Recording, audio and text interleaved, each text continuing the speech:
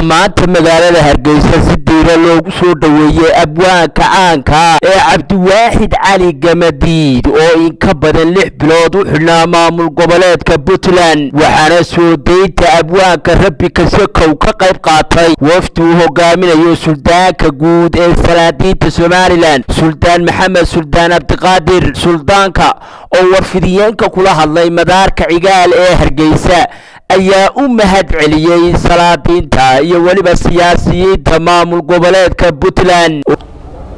Islaan Ciise Islaan Maxamed Islaan Muuse Suldaan Saciid Garaase Suldaan Saciid Garaase raggii halkaasi ila hawl galay oo dhan waxaan leeyahay aad iyo aad baan idinku mahadnaqayaa Boqor Burhaan Islaan Ciise ma kala qaadi kareen rag way badan yihiin madax dhaqameedka reer Puntland horta waa u mahadnaqayaa waxaana si gaar ah ugu mahadnaqayaa agaasimaha guud ee wasaaradda cadaaladda iyo Masar Cawaale iyo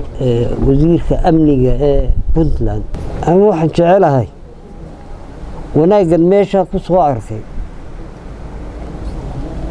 تين هرتي إلا إلى أركو أو أفرق كعدانو الضلكة استقص عطانو سو إكتان إن كان حدنا أبوان كي عبد واحد بانو سعني وحي أنا كو أرجعنا إن مدة يدور شجنو ومدة يدور حنو شجنا إن المشى على دينول إن ضد إن عرف إن دبيا إن نشوفين وحنو شجنا in wixii aan u tagnay halka imika maamulkaan joogno dad nooga xaq dhowr iyo ixtiraam badan baan u tagnay run markaan sheegno halka waxaan u tagnay dawladda imika dawladayada dad nooga ixtiraam badan oo nooga soo dhaweyn badan ayaan maca dawladda Puntland maca shacbigeeda ugu tagnay marka waxaan dadkayga leenahay wixii hore dhacay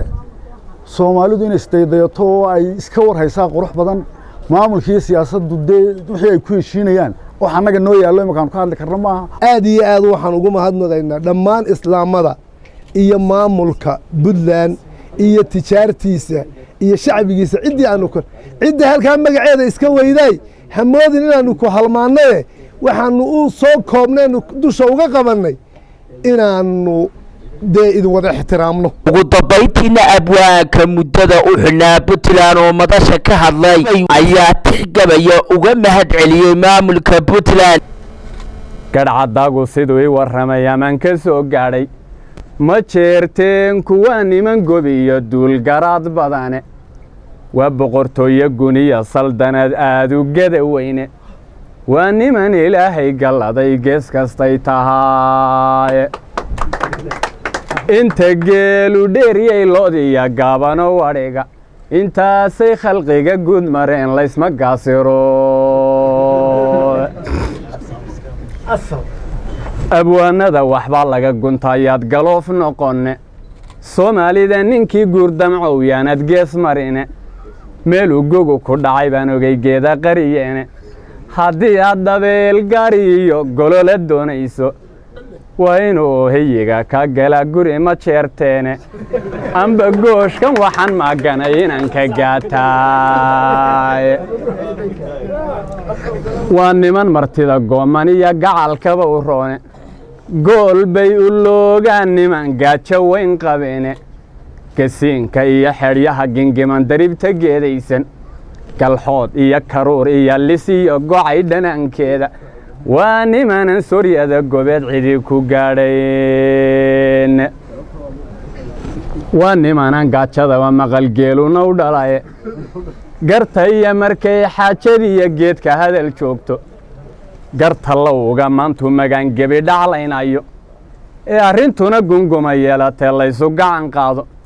godow iyo anaa goynay iyo guux markay dhaliso darbaa xubinka gowrgowroon goosan weligoode godka hadalka waa niman heloon cidi ku gaadhayn intaa kadib boqolaal dadweynaha ayaa abwaanka u soo galbiyay gurigiisa kuwaasi oo wejiyadooda laga dheehanayo farxad باتري كوسار محمود تلفزيون عالمي ستار هرقيسة.